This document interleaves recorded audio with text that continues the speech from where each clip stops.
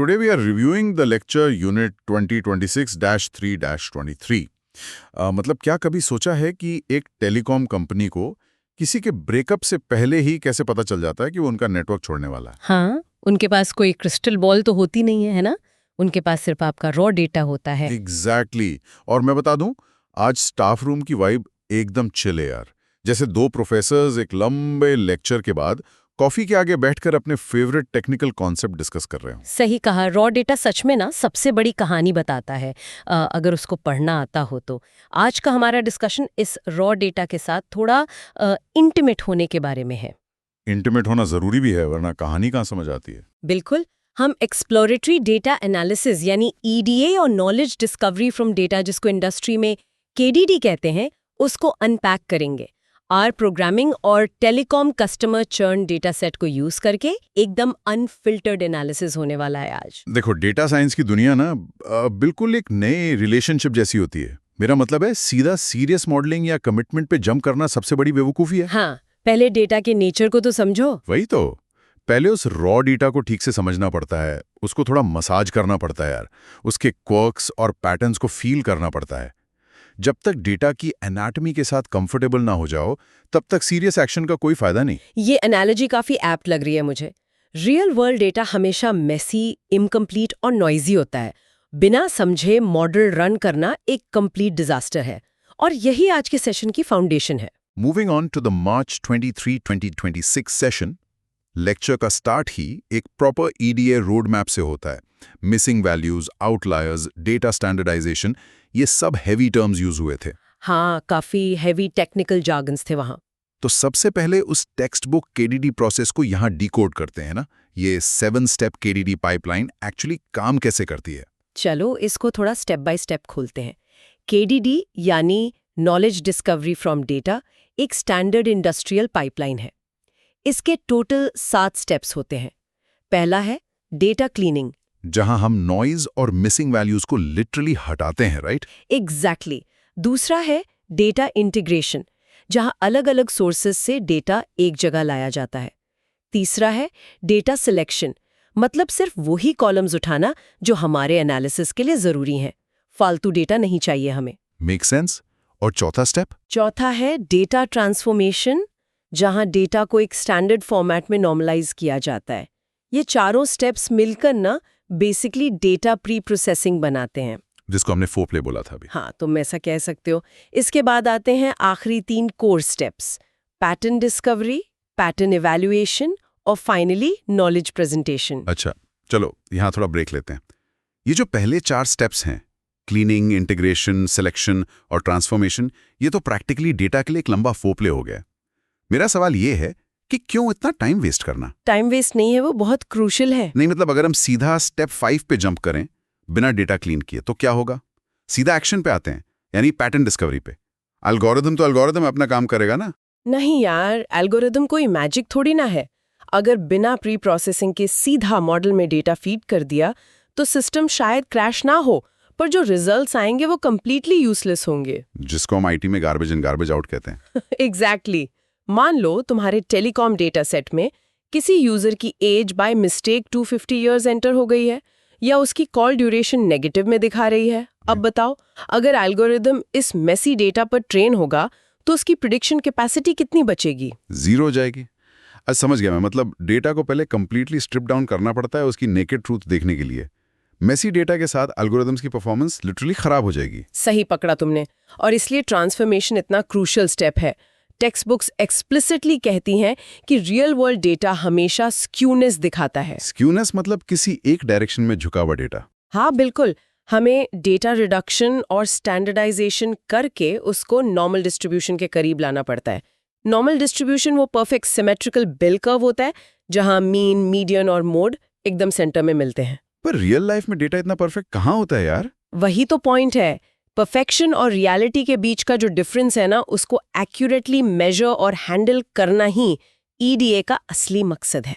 उसके बिना तो एक्यूरेट मॉडलिंग पॉसिबल ही नहीं है। Continuing with the March 23-2026 session, अब जब डेटा की सच्चाई सामने आ गई है तो उसे हैंडल करने के लिए नंगे हाथ तो उसे यूज नहीं कर सकते हम। हमें प्रॉपर टूल्स चाहिए होंगे। हाँ, हाथ गंदे नहीं करने हमें। और यहाँ एंट्री होती है आर स्टूडियो और उसके पैकेजेस की। लेक्चर में हैंड्स ऑन एग्जीक्यूशन हुआ, जहां रीडर और ggplot2 पैकेजेस की बात हुई। लेकिन वहाँ एक बहुत ज़रूरी डिस्टिंक्शन था इंस्टॉल पैकेजेस और लाइब्रेरी कमांड्स के बीच। ओह हाँ, ये एक ऐसा टेक्निकल रोड ब्लॉक है जहां मैक्सिमम नए डेटा साइंटिस्ट्स फंस जाते हैं। उन्हें लगता है पैकेज इंस्टॉल कर लिया मतलब काम खत्म। पर दोनों कमांड्स का अंडरलाइंग मैकेनिज्म बिल्कुल अलग है। या मेरी एक प्रैक्टिकल एनालॉजी सुनो। इंस्टॉल पैकेजेस कमांड रन करना बिल्कुल वैसा है जैसे मार्केट जाकर कॉन्डम खरीदना और उसको अपनी जेब में रख लेना। ओह गॉड। सुनो तो, पर सिर्फ जेब में रख लेने से तो सेफ्टी नहीं मिल जाती ना। एक्शन के वक्त उसको प्रॉपर्ली पहनना पड़ता है। कोडिंग की भाषा में वो पहनना ही लाइब्रेरी फंक्शन कॉल करना है। Okay, wow. बिना लाइब्रेरी लोड किए आगे बढ़ना लिटरली अनसेफ है, क्योंकि आर स्टूडियो तुम्हारे फंक्शंस को पहचान नहीं पाएगा और एरर्स थ्रो करना शुरू कर देगा। ये एनालॉजी थोड़ी वाइल्ड जरूर है, पर टेक्निकल लेवल पर देखें तो 100% एक्यूरेट है। मैकेनिज्म की बात करें तो इंस्टॉल पैकेजेस तुम्हारे इंटरनेट से जिप फाइल डाउनलोड करके हार्ड ड्राइव पर सेव करता है। हार्ड ड्राइव से डायरेक्टली एग्जीक्यूशन तो होता नहीं है कभी? बिल्कुल नहीं। जब तुम लाइब्रेरी फंक्शन रन करते हो तब आर उस पैकेज को अनकम्प्रेस करके एक्टिव रैम में, यानी तुम्हारे करंट वर्किंग एनवायरनमेंट में लोड करता है। तभी तुम रीड CSV जैसे एक्सटर्नल फंक्शंस को यूज करके अपने डेटा का एक डेटा फ्रेम ऑब्जेक्ट बना सकते हो। डेटा फ्रेम, जिसको शॉर्ट में DF कहते हैं, ये बेसिकली एक 2D टेबल फॉर्मेट ही है ना, जिसमें रोज हमारे रिकॉर्ड्स होते हैं और कॉलम्स उनके वेरिएबल्स या कैरेक्टरिस्टिक्स। हाँ, रोज एंड कॉलम्स का टेबल। और यहाँ आर लैंग्वेज की एक खूबसूरती नोटिस करने वाली है। अगर हम ट्रेडिशनल ऑब्जेक्ट ओरिएंटेड लैंग्वेजेस जैसे C++ या जावा की बात करें तो वहाँ स्ट्रिक्ट डेटा टाइपिंग होती है। हाँ, वहाँ मेमोरी ब्लॉक पहले से बुक करना पड़ता है। जैसे इंट एज लिखना पड़ेगा ताकि सिस्टम को पता हो कि यहाँ सिर्फ इंटीजर आएगा। एग्जैक्टली। पर आर स्पेसिफिकली स्टैटिस्टिक्स के लिए डिजाइन की गई है, सॉफ्टवेयर डेवलप के लिए नहीं। आर में डायनामिक टाइपिंग होती है। तुम बस उसमें डेटा इंसर्ट करते हो और आर इंटरनली चेक करके खुद वेरिएबल टाइप अज्यूम कर लेता है। स्मूथ।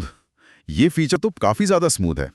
और आर में ऐसी ही एक और स्मूथ चीज लेक्चर में डिस्कस हुई थी, file.choose फंक्शन, जिसमें हेडर पैरामीटर ट्रू सेट किया था। ओह हाँ, file.choose एक लाइफ सेवर है। एक टाइम था जब डेवलपर्स को लंबे लंबे फाइल पाथ स्ट्रिंग कोड्स में हार्ड कोड करने पड़ते थे। C drive /users/documents/data.csv। एक बैकस्लैश की गलती और पूरा कोड बर्बाद हो जाता था। और वही हार्ड कोडेड स्क्रिप्ट जब किसी और कंप्यूटर पे रन होती है तो पाथ मिसमैच की वजह से तुरंत फेल हो जाती है। रिप्रोड्यूसिबिलिटी की तो बैंड बज जाती है। इसीलिए file.choose का मैजिक काम आता है ना। तुम बस ये कमांड रन करो और वो एकदम प्यार से तुम्हारे स्क्रीन पर एक विजुअल पॉपअप विंडो खोलता है। हाँ, बैकएंड डायरेक्टरी ब्राउज करना कितना आसान हो जाता है इससे। बिल्कुल। तुम अपनी डायरेक्टरी ब्राउज करके अपनी फेवरेट CSV फाइल को स्मूथली और सेफली सिलेक्ट कर सकते हो। और उसमें जो आर्ग्यूमेंट है हेडर इक्वल्स टू ट्रू, उसको समझाना भी बहुत जरूरी है। हाँ, बताओ उसके बारे में।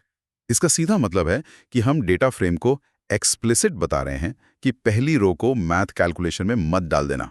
वो रॉ नंबर्स नहीं है, बल्कि वेरिएबल्स के हेडिंग्स हैं। सही कहा। अगर किसी ने हेडर ट्रू मिस कर दिया तो आर उस एज या सैलरी वाले टेक्स्ट लेबल को भी डेटा पॉइंट समझ लेगा। उस चक्कर में पूरा कॉलम कैरेक्टर फॉर्मेट में कन्वर्ट हो जाएगा। फिर तुम उस पर कोई मीन या एवरेज जैसी कैलकुलेशन नहीं कर पाओगे।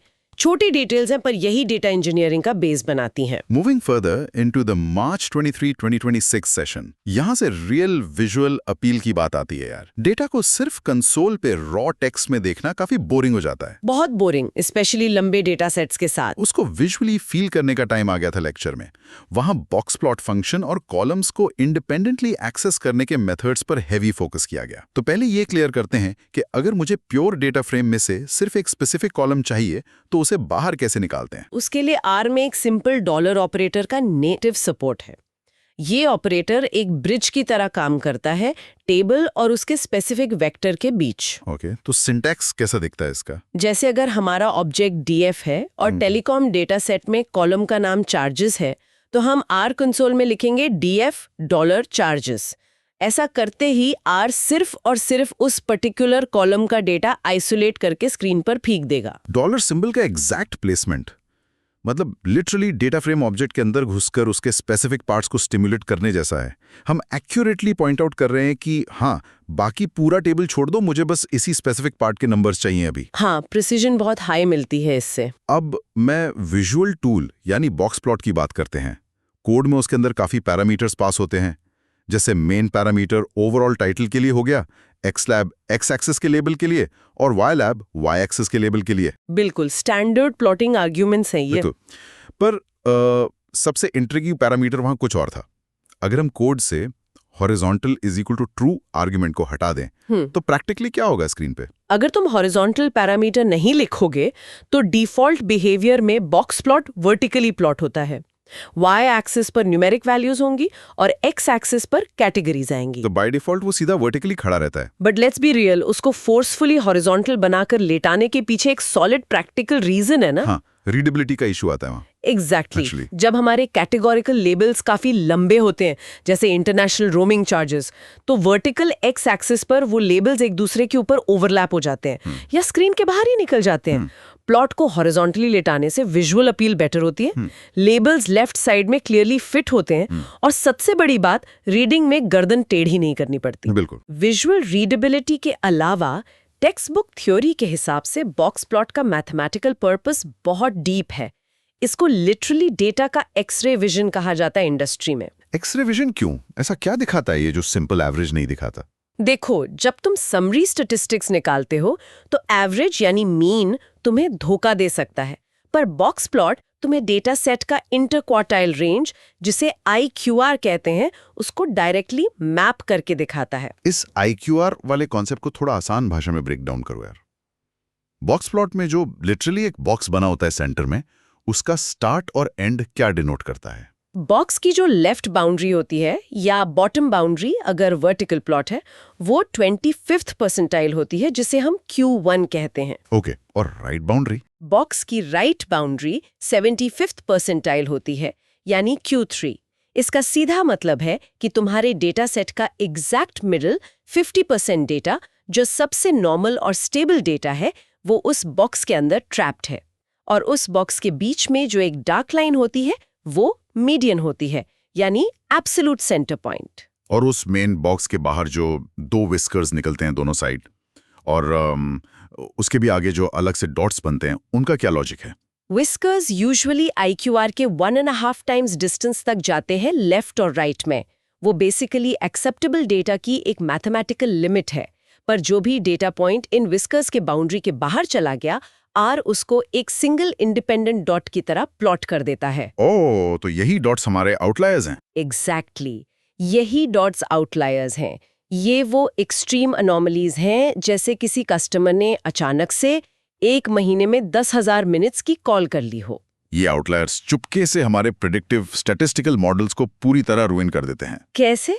मीन खराब करके। हाँ, रिग्रेशन मॉडल ऐसी एक्सट्रीम वैल्यूज की तरफ खिंच जाता है और गलत प्रेडिक्शंस देता है। इसलिए बॉक्स प्लॉट का ये एक्सरे विजन इतना जरूरी है ताकि हम उन्हें स्पॉट करके क्लीन कर सकें। डेटा को उसके अंदर तक देखना बिना किसी बेसिक अजम्पशंस के कमाल है।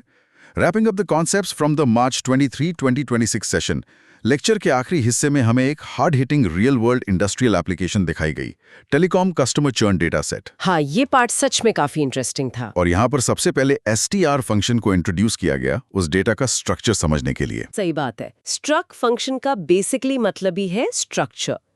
कोई भी मॉडल बिल्ड करने से पहले ये कमांड चलाना एक स्ट्रिक्ट इंडस्ट्री स्टैंडर्ड है। ये प्रैक्टिकली तुम्हारे डेटा सेट की एनाटमी रिटर्न करता है कंसोल में। आउटपुट कैसे दिखता है इसका? कंसोल में स्ट्रिक्टली एक लिस्ट आती है कि टोटल कितने रिकॉर्ड्स हैं, कितने वेरिएबल्स हैं और हर कॉलम का एग्जैक्ट मेमोरी डेटा टाइप क्या है। जैसे क्या वो इंटीजर है, न्यूमेरिक है या स्ट्रिंग या कैरेक्टर फॉर्मेट में है। और इस डेटा टाइप को एक्सप्लिसिटली चेक करना इतना क्रूशियल क्यों है?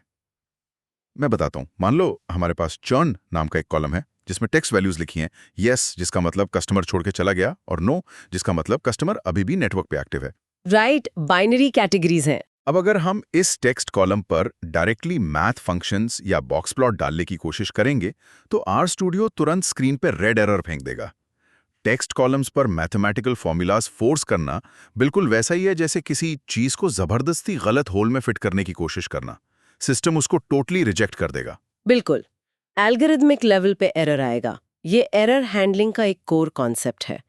एल्गोरिदम्स इनहेरेंटली कैलकुलेशंस होते हैं, वो प्योर टेक्स्ट स्ट्रिंग नहीं समझते, उन्हें नंबर्स चाहिए। सही बात है। अब आते हैं उस इंडस्ट्रियल सिनेरियो पर जिसके लिए हम एक्चुअली ये सब कर रहे हैं। बिजनेस इंटेलिजेंस या बीआई में टेलीकॉम चर्न का प्रिडिक्टिव एनालिसिस सबसे प्रॉफिटेबल यूज केस माना जाता है पूरी इंडस्ट्री में। क्योंकि नए कस्टमर्स लाना महंगा पड़ता है। एग्जैक्टली। हर मेजर टेलीकॉम कंपनी का प्राइमरी गोल सिर्फ नए यूजर्स लाना नहीं है, बल्कि अपने एग्जिस्टिंग बेस को बचाकर रखना है। एक नए कस्टमर को अक्वायर करने की कॉस्ट रिटेंशन से करीब 5 गुना ज्यादा होती है। Wow, 5 times. हाँ, तो क्लासिफिकेशन मॉडल्स का यूज करके हम पास डेटा से ऐसे मैथमेटिकल रूल्स बनाते हैं।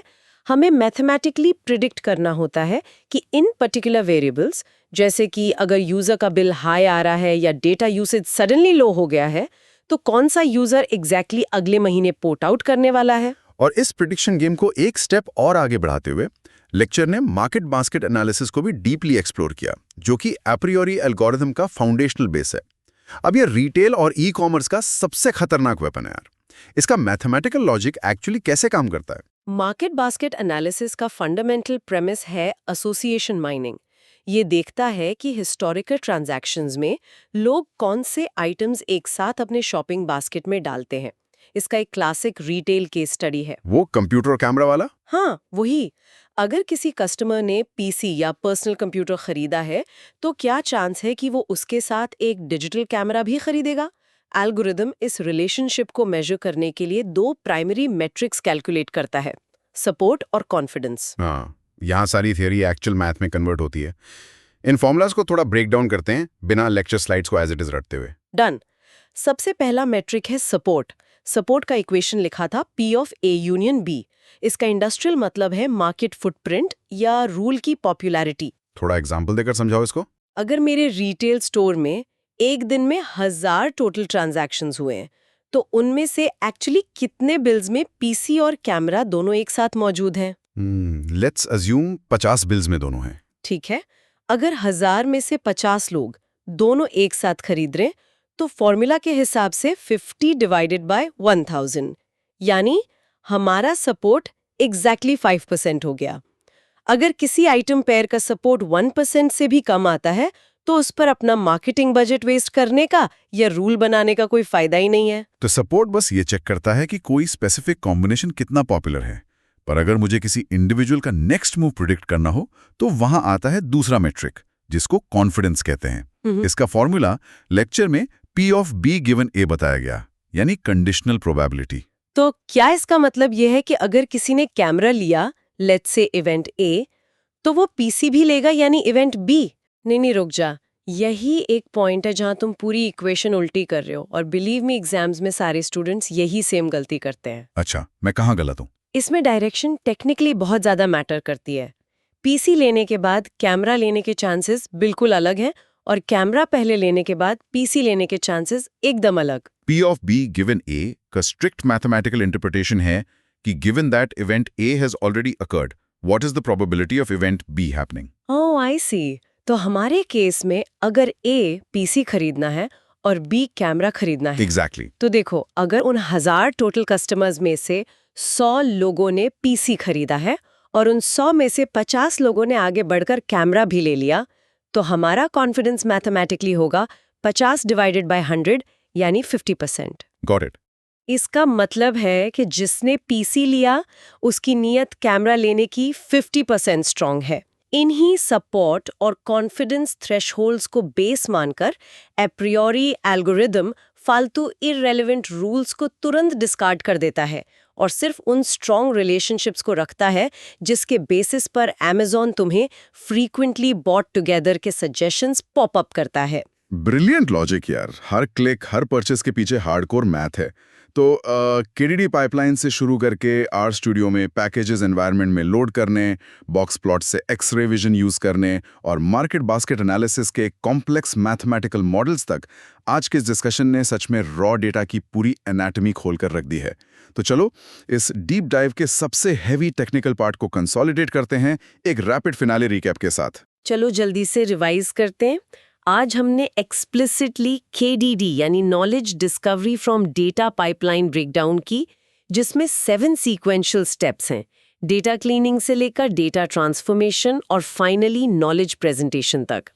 डेटा प्री प्रोसेसिंग हमेशा EDA रोड मैप की फाउंडेशन होती है, ताकि गार्बेज इन गार्बेज आउट वाले ट्रैप से बचा जा सके। सही। फिर हमने कोड साइड पर देखा कि इंस्टॉल डॉट पैकेजेस का काम उस जिप फाइल को हार्ड ड्राइव पे लाना है, जबकि लाइब्रेरी कमांड उसको एक्शन के टाइम करंट रैम सेशन में इफेक्टिवली एक्टिव करता है। रीडर पैकेज लोड करके हमने रीड CSP फंक्शन चलाया और file dot choose parameter header equal to true के कॉम्बो ने हमें अनोइंग पाथ हार्ड कोडिंग से बचाकर एक smooth interactive file selection popup दिया। और R की डायनामिक टाइपिंग की वजह से वेरिएबल्स ऑटोमेटिक असाइन होते हैं, हमें स्पेसिफाई नहीं करना पड़ता। फिर स्पेसिफिक वेक्टर्स निकालने के लिए हमने डेटा फ्रेम्स पर डॉलर ऑपरेटर का एक्यूरेटली यूज किया। विजुअल अनोमलीज पकड़ने के लिए बॉक्स प्लॉट बनाया, जिसमें horizontal equal to true property use करके लेबल्स रीडेबल बनाए और डेटा सेट का एक्सरे निकाला, जहां IQR, मीडियन और डॉट्स के रूप में आए हुए आउटलायर्स हमने क्लियरली स्पॉट किए। फाइनली मॉडल रन करने से पहले str फंक्शन लगाकर डेटा की एनाटॉमी यानी डेटा टाइप्स चेक की, ताकि टेक्स्ट पैरामीटर्स पर मैथ थोपने से आने वाले एल्गोरिदमिक एरर से बचा जा सके। और बिजनेस इंटेलिजेंस का लॉजिक डिफाइन करते हुए टेलीकॉम चर्न और मार्केट बास्केट एनालिसिस देखा, जहां सपोर्ट ने P of A union B से पॉपुलैरिटी चेक की और कॉन्फिडेंस ने P of B given A conditional probability formula से कंज्यूमर का प्रैक्टिकली नेक्स्ट मूव प्रिडिक्ट किया। इस सब के बाद एक प्रैक्टिकल रिकमेंडेशन यहाँ जरूर ऐड करना चाहूंगी मैं। ये जो लेक्चर रिकॉर्डिंग हमने आज रिव्यू की है, इसका वीडियो वर्जन सबके लिए प्रैक्टिकली देखना बहुत जरूरी है। विजुअल से काफी फर्क पड़ता है। बिल्कुल। जब बात R स्टूडियो में रियल कोडिंग एग्जीक्यूशन की आती है ना, तो उन इंटरफेस कमांड्स और विजुअल प्लॉट्स को स्क्रीन शेयर पर एक्चुअली रन होते हुए देखना बस थ्योरी सुनने से कहीं ज्यादा इम्पैक्टफुल होता है। सिंटैक्स और सॉफ्टवेयर इंटरफेस की फेमिलियराइजेशन एक्चुअली हैंड्स ऑन देखकर ही आती है। सही बात है। तो आज हमने रॉ डेटा को प्रैक्टिकली मसाज किया, उसको क्लीन किया, उसके आउटलायर्स को बॉक्स प्लॉट में हाईलाइट किया और ऐसी एसोसिएशंस को मैथ से क्लासिफाई किया ताकि हम रियल ह्यूमन बिहेवियर को डीपली समझ सकें। पर एक मोमेंट के लिए सोचिए, जब फ्यूचर में ML मॉडल्स खुद ब खुद अनसुपरवाइज्ड लर्निंग एल्गोरिदम्स यूज करके अपने आप क्लस्टर्स बनाने लगेंगे, जैसा कि हमारी टेक्स्ट बुक फ्रैंकली वार्निंग देती है, तो क्या वो एल्गोरिदम्स हमारी एवरीडे परचेजेस, हमारी प्राइवेट कॉलिंग हैबिट्स और हमारी रिलेशनशिप्स के बारे में हमसे भी ज्यादा इंटीमेट डिटेल्स जान जाएंगे? स्कैरी थॉट है बट ट्रू है। क्या हम इंसान एक दिन इन एंडलेस डेटा पाइपलाइंस के सामने खुद एक कंप्लीटली प्रिडिक्टेबल डेटा सेट बनकर रह जाएंगे? सोचते रहिए, अपने डेटा को क्लीन रखिए और अपने एनवायरनमेंट में सही पैकेजेस लोड करना कभी मत भूलिए।